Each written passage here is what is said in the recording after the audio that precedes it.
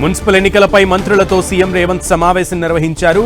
పోరులో అనుసరించాల్సిన వ్యూహాలపై మంత్రులకు సీఎం దిశానిర్దేశం చేశారు. మంత్రులందరూ జిల్లాలకు వెళ్లాలని ఆదేశించిన సీఎం రేవంత్ రెడ్డి వెనుకబడిన మున్సిపాలిటీలను విశ్లేషించాలన్నారు.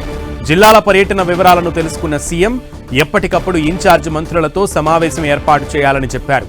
రోజువారీగా రిపోర్టు తనకు అందించాలని మంత్రులకు సూచించారు. అసంతృప్తి నేతలను బుజ్జగించాలని, కాంగ్రెస్ గెలుపునకు అసంతృప్త నేతలు అడ్డుగా ఉండకుండా చూడాలని ఆదేశించారు. ప్రచార సభలు, రెబెల్స్, ప్రతిపక్ష పార్టీలను ఎదుర్కొనే అంశాలపై సమావేశంలో చర్చించారు. ఇక బుధవారం నుంచి సీఎం రేవంత్ రెడ్డి జిల్లాల్లో పర్యటించనున్నారు. మున్సిపల్ ఎన్నికల ప్రచారంలో భాగంగా బుధవారం నల్గొండ జిల్లాలో పర్యటిస్తారు. మిలియారగూడలో ఏర్పాటు చేయనున్న బహిరంగ సభలో సీఎం రేవంత్ పాల్గొంటారు.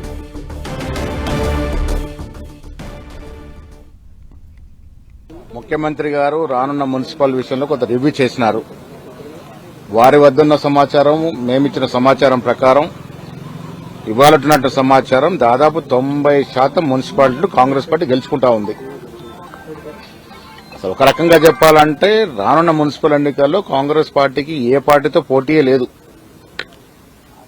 అరకొర వార్డులలో కొన్ని చోట్ల బీజేపీ, కొన్ని చోట్ల టీఆర్ఎస్ తప్ప అసలు పోటీయే లేదు. ప్రధాన కారణం కాంగ్రెస్ ప్రభుత్వం ఇచ్చినటువంటి సంక్షేమం, అభివృద్ధి దిశలో ప్రజలు సంతృప్తిగా ఉన్నారు. మెజారిటీ మున్సిపాలిటీస్ మేము గెలుచుకుంటాం.